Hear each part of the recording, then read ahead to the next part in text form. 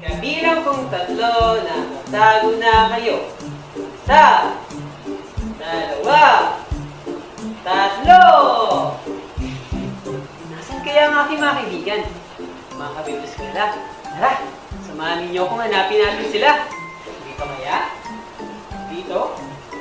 Dito? Ayun, si Liwanag. Tara, samahan niyo ko. Boom! Huli ka, Liwanag! Sayang naman. Nahuli mo kagad ako, Tanglaw. Si Pasikat na lang ang hindi nahahanap. Naku, mahirap pa naman ang napis si Pasikat. I'm sure na mahirapan si Tanglaw na hanapin ako. Sa galing ko ba namang magtago? Boom! Huli ka, Pasikat! Sa wakas, hinahanap na rin kita! Kita mo, nahirapan kang hanapin ako. Magaling ka siyang magtago. Ang galing mo magtago, Pasikat! Ako pa ba? Buti na lang, mga kabiblos ko na nandyan kayo.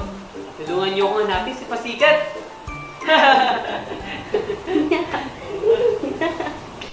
Mukhang nagkakasayahan kayo ah.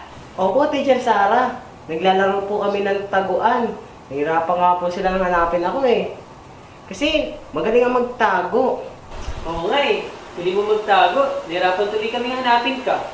Dahil sa'yo, naalala ko tuloy si Jonas. Kilala niyo ba siya?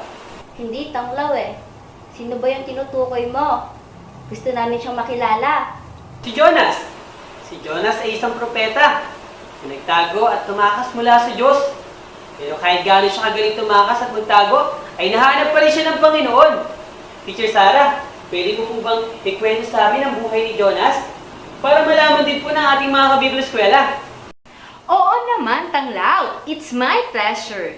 Mga kabibliskwela, samahan niyo kami sa ating kwento at pag-aaralan sa araw na ito. Bago ang lahat, sasamahan tayo ni Teacher Jessie sa pananalangin at pag-aawitan. Hello mga kabibliskwela! Ngayon naman, tayo na't yumuko, pumikit, at manalangin. Dear Heavenly Father, we praise and thank you for today.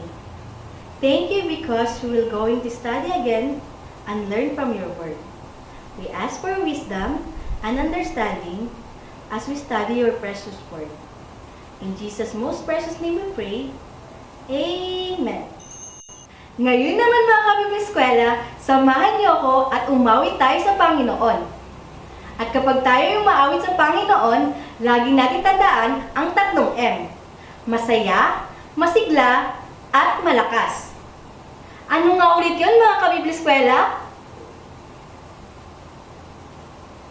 Tama! Masaya, masigla, at malakas.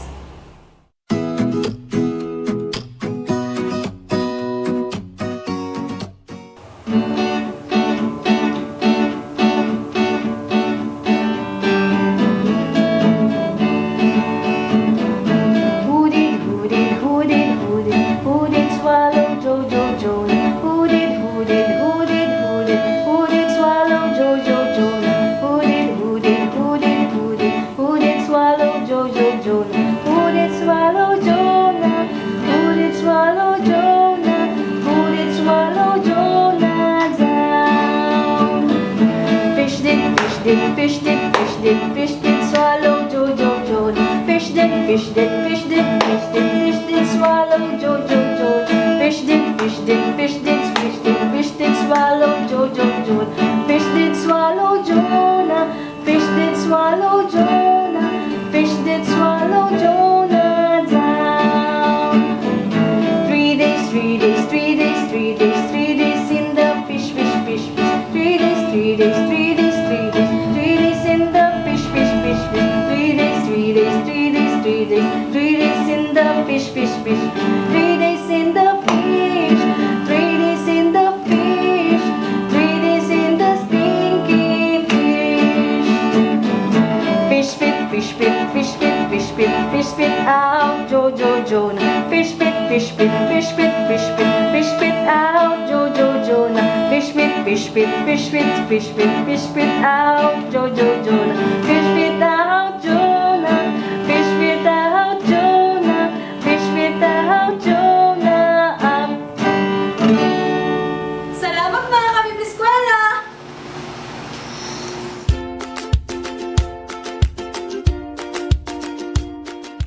Mga kabibliskwela, handa na ba kayo sa muling pag-aaral ng salita ng Diyos? Kung handa na kayo, parinig naman ng isang malakas na Amen! Mabuti naman dahil handa na kayo. Sino nga uli ang propetang ating pag-aaralan na nagtago mula sa Diyos? Tama! Si Jonas! Ang kwento ni Jonas ay matatagpuan sa Jonah chapters 1, 2, and 3. Si Jonas ay isang propeta ng Diyos. Ang propeta ay tagapagsalita ng Diyos para iparating ang kanyang mensahe para sa mga tao. Inutusan ng Diyos si Jonas na pumunta sa Ninive at balaan ng mga tao na wawasakin ng Diyos ang kanilang lungsod kung sila ay hindi magsisisi sa kanilang mga kasalanan. Subalit, ayaw mangaral ni Jonas sa kanila. Natatakot din siya dahil masasama ang mga tao sa Ninive. Kaya kesa magtungo sa lugar kung saan siya pinapapunta ng Diyos, siya ay pumunta sa Joppa upang doon ay sumakay ng barko na patungong Tarsis. Inakala ni Jonas na sa kanyang pagtakas ay makakapagtago siya sa Diyos. Ngunit, sa hindi niya nalalaman, ay mahahanap siya ng Diyos. Sa kalagitnaan ng kanilang paglalakbay, ay nagpadala ang Diyos ng isang malakas na bagyo. Nabalot ng takot ang mga pasahero at tripulante sa loob ng barko, habang si Jonas naman ay mahimbing na natutulog. Kaya ginising si Jonas ng kapitan ng barko at hiniling sa kanya na manalangin sa kanyang Diyos para iligtas sila. At sinabi ng kapitan kay Jonas, "Ikaw na matutulugin! Ano't nagagawa mo pang matulog? Bumangon ka at manalangin sa inyong Diyos, baka sakaling kaawaan niya tayo at iligtas sa kamatayan." Nag-usap-usap ang mga tripulante na sila ay magpalabuntan upang malaman kung sino ang dahilan ng malakas na bagyo at nabunot ang pangalan ni Jonas. Napagtanto niya ang dahilan na nangyayari at alam din ni Jonas na ipinadala ng Panginoon ang bagyo dahil tinatakasan niya ang ipinapagawa sa kanya. Upang masagip ang mga tao sa barko, ay sinabi ni Jonas sa mga tripulante na ihagis siya sa dagat upang tumigil ang malakas na bagyo at umayapa ang dagat. Pagkatapos na ihagis si Jonas sa dagat, ay tumigil na rin ang bagyo. Nagpadala naman ang Diyos ng isang malaking isda at si Jonas ay nilunok nito. Si Jonas ay nanatili sa loob ng tiyan ng isda sa loob ng 3 araw at 3 gabi. Habang siya ay nasa loob ng tiyan ng isda, si Jonas ay nagsisi at humingi ng tawad sa Panginoon. Ninais niyang gawin ang tama at sumunod sa Diyos. At dahil tunay na nagpapatawad ang Diyos, siya ay pinatawad ito. Dininig ng Panginoon ang panalangin ni Jonas at binigyan siya ng isa pang pagkakataon. Inutusan ng Diyos ang isda na iluwa si Jonas papunta sa tuyong lupa. Muling sinabi ng Diyos kay Jonas na mangaral sa mga tao ng Ninive. Sa pagkakataong ito ay sumunod si Jonas. Nagpunta siya sa Ninive at sinabi sa mga tao na magsisi o wawasakin ng Panginoon ang kanilang lungsod. Nagsisi ang hari at ang kanyang nasasakupan. Pinatawad sila ng Panginoon at hindi na niya winasak ang Ninive. Nasa loob ng tiyan ng isang malaking isda si Jonas. Ano po kayo pakiramdam ng ganun, no? Kaya nga eh. Dapat kasi sumunod siya sa Diyos. Hindi na sana siya tumakas at nagtago. Di na sana siya nakain ng malaking isda. Tumpak, di na rin sana siya naparusahan ng Diyos. Tama nga po kayo na hindi po tayo makapagtago at makakatakas sa Panginoon. Correct, pasikat. Alam mo ba na kung sumunod lamang si Jonas sa Panginoon, ay mas maraming tao ang mapapahamak? Tama. Natutunan natin sa ating lesson ngayon na nakikita talaga tayo ng Diyos kahit saan man tayo. At nalalaman niya rin ang laman ng ating puso. Nakita rin natin na mahalagang sumunod ng eksakto sa sinabi ng Diyos at meron ding kaparusahan kapag hindi tayo sumusunod. Kaya mga kabibloskala, palagi natin sundin ang utos ng Diyos at ng kanyang kalooban. Tama ang lahat ng inyong binanggit. Natutuwa akong nagustuhan niyo ang ating kwento at marami kayong natutunan. But wait, there's more. Itutuloy natin ang ating pag-aaralan kasama si Teacher Obi para sa ating memory verse. Hello sa inyo mga kabibliskwela! Tunay na napakaganda ng ating story for today. At para sa ating pagpapatuloy, ay dumako naman tayo sa ating memory verse. Ang ating memory verse ay matatagpuan mula sa John chapter 2, verse 1. Mga kabibliskwela, para sa ating memory verse ay babasahin muna natin ang Bible reference. Pagkatapos ay babasahin natin ang buong verse at ang Bible reference ulit. Sabayan niyo ako ha!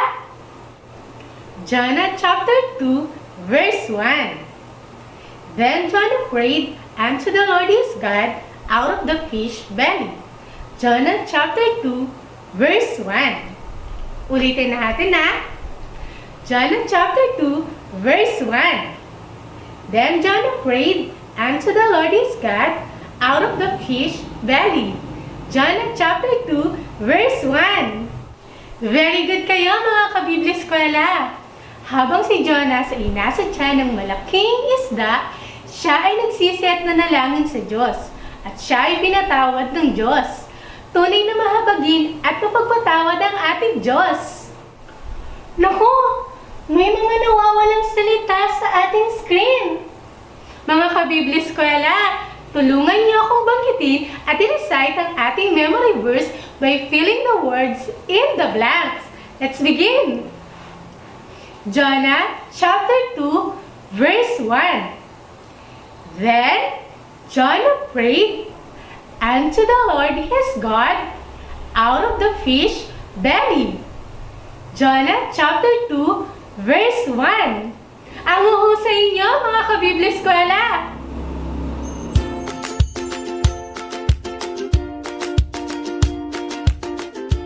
Ang husay niyo sa ating memory verse mga kabibliskwela.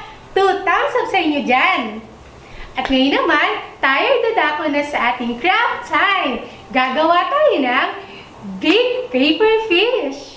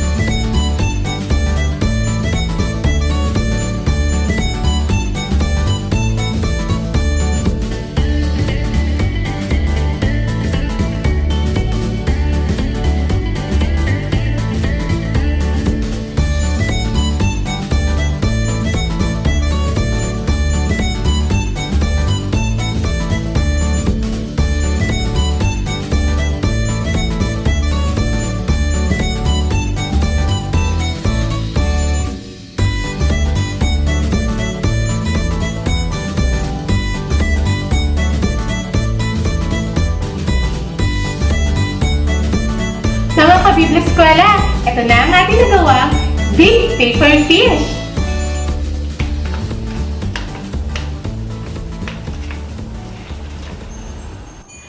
Tunay ngang napakaganda ng kwento ni Jonas at madami ding ginito ang aral ang ating natutunan tulad ng pagsunod sa utos ng Diyos. Ikaw, Teacher Owie, anong favorite part mo sa story? Ako, ang favorite part ko sa story ay yung nasa tiyan ng malaking isda si Jonas. Itinuturo nito sa atin ang kahalagahan ng pagsisisi at paghingi ng tawad sa Diyos. Natutunan din natin sa ating kwento na ang ating Diyos ay mapagpatawad at nagbibigay ng pagkakataon. How about you, Teacher Jessie? Ako naman, ang aking natutunan mula sa story ni Jonas ay hindi tayo makapagtago at makakatakas sa Diyos mula sa ating mga kasalanan. Mga kabibliskwela, umaasa kami na madami din kayong natutunan mula sa ating lesson na pinag-aralan. Pag-aaral sa Biblia ngayon ay tapos na. Paalam, paalam, Diyos ang magpapala.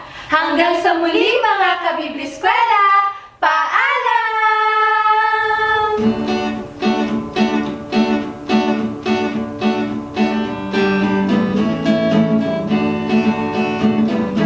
Who did, who did, who did, who did swallow Jojo Jonah? Who did, who did, who did, who did, who did swallow Jojo Jonah? Who did, who did, who did, who did, who did swallow Jojo Jonah? Who did swallow Jonah?